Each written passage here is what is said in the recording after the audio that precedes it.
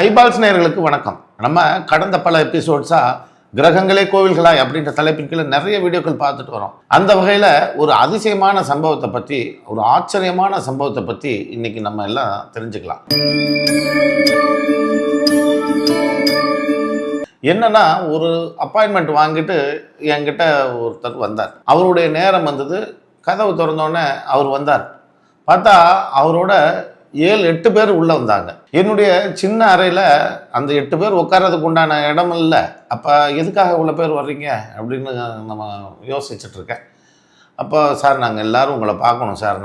அப்புறம் இருக்க இடத்துல சேர்ஸ் எல்லாம் அரேஞ்ச் பண்ணி உட்கார வச்சோம். இவங்க ஒரு வினோதமான ஒரு விஷயத்த என்கிட்ட சொல்கிறாங்க. என்னென்னா, சார் எங்கள் பூர்வீகத்தில் எல்லாரும் ஒருத்தர் துர்மரணம் அடைகிறாங்க, இல்லைன்னா தற்கொலை பண்ணிட்டு துர்மரணம் அடைகிறாங்க. ஒவ்வொருத்தர் வீட்டிலையும், எங்கள் பெரியப்பார் வீடு, சித்தப்பார் வீடு, இவங்க அத்தனை பேர் வீட்லேயும் ஒவ்வொருத்தர் தற்கொலை பண்ணி தன்னுடைய உயிரை மாற்றிக்கிறாங்க. என்ன காரணம்னே தெரில சார். இப்போ சமீபத்தில் நடந்த ஒரு சம்பவத்தை சொல்கிறார்.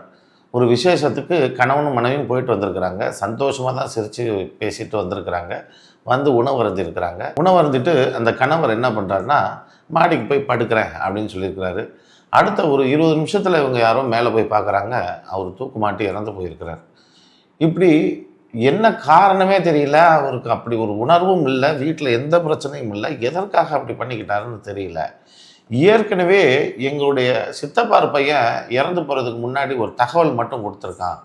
ஏதோ ஒரு உருவம் வந்து என்கிட்ட நீ செத்துப்போ அப்படின்னு சொல்லிக்கிட்டே இருக்குது. நானும் அதை சொல்கிறத கேட்கக்கூடாது நம்ம அப்படின்னு எவ்வளவோ முயற்சி பண்ணுறேன். ஆனால் ஏதோ ஒரு செய்தி காதில் வந்து நீ செத்துப்போ அப்படின்னு சொல்லி ஏதோ ஒரு வார்த்தை மட்டும் கேட்குது அப்படின்னு ஒரு தகவல் கொடுத்துருக்கிறார். அவர் இந்த தகவலை கொடுத்து கொஞ்ச காலத்தில் அவரும் சூசைட் பண்ணி இறந்துட்டார். இப்போ இவங்க எல்லாரும் பெரியப்பா, சித்தப்பா, அவங்க உறவுக்காரங்க, இந்த 8 பேரும் அவங்க வீட்டுக்கு ஒருத்தராக சேர்ந்து என்னை பார்க்க வர்றாங்க. எனக்கு வினோதமாக இருந்தது. இது யார் ஜாதகத்தை பார்த்து இது முடிவு பண்ணுறது?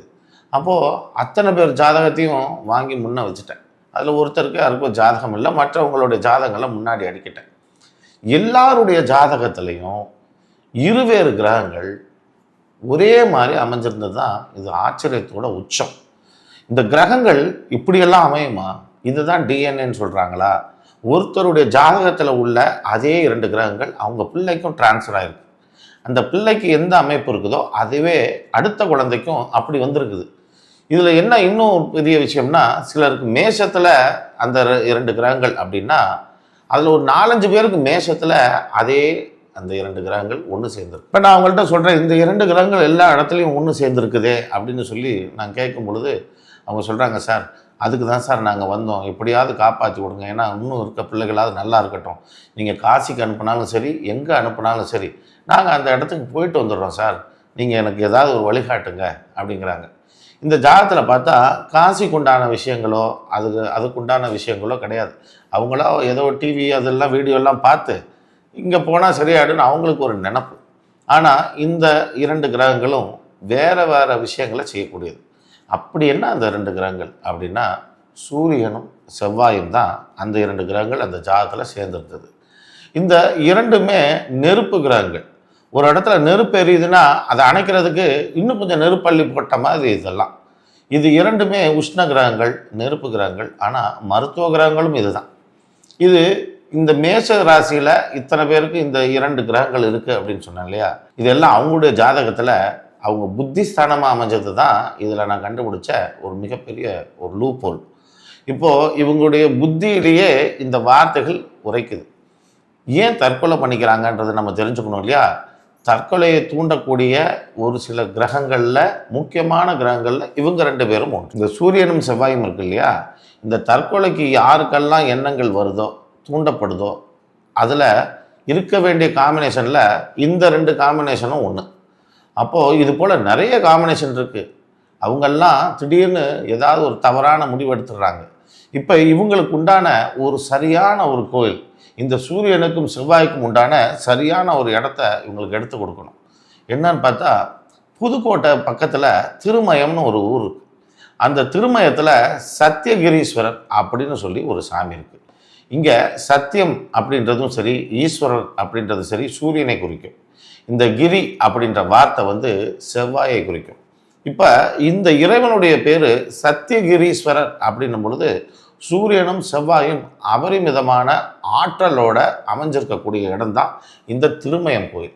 இந்த திருமயம் கோயிலுக்கு இவங்களுக்கு ஒரு பரிகாரம் சொல்லி, ஒரு முறை சொல்லி, இந்த முறை பிரகாரம் இந்த குறிப்பிட்ட கிழமையில நீங்க போய் இதை செய்யுங்க. இப்போ இந்த குடும்பத்தார் எல்லாரும் ஒன்று சேர்ந்து அங்கே போக சொல்லியாச்சு.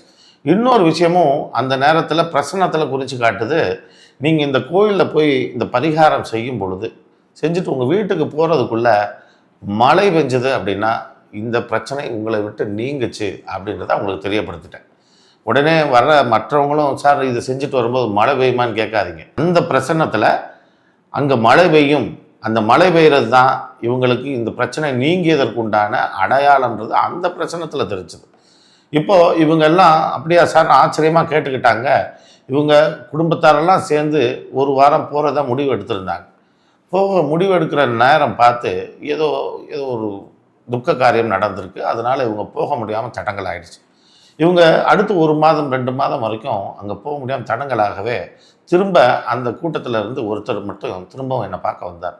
சார் இது போல் அங்கே போகவே விடலை சார், எங்களுக்கு அந்த பரிகாரமே செய்ய விடலை, அது இல்லாமல் வேறு ஏதாவது பரிகாரம் இருக்கா சார்னாரு.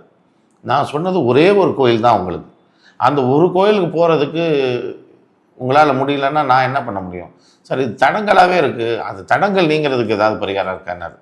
பரிகாரத்தையே செய்ய முடியல, அந்த தடங்கள் போகிறதுக்கு ஒரு பரிகாரம் எப்படி செய்ய முடியும், நீங்கள் போங்க, நீங்கள் செய்ய முடிஞ்சால் செய்யுங்க அப்படின்னு சொல்லி அவங்கள அனுப்பிட்டேன். இவங்க போய் எல்லாரும் சேர்ந்து இல்லை திரும்ப ஒரு முடிவு பண்ணி இல்லை இது போய் தான் ஆகணும், ஒரு வழி இல்லைன்னு சொல்லி நான் குறிப்பிட்ட கிழமை அன்னைக்கு அங்கே போயிட்டாங்க. அங்கே போய் பிரார்த்தனைகள் எல்லாம் முடிச்சுட்டாங்க. எல்லாம் முடிச்சிட்ட பிறகும் பார்த்தா மழை வர மாதிரி இல்லை.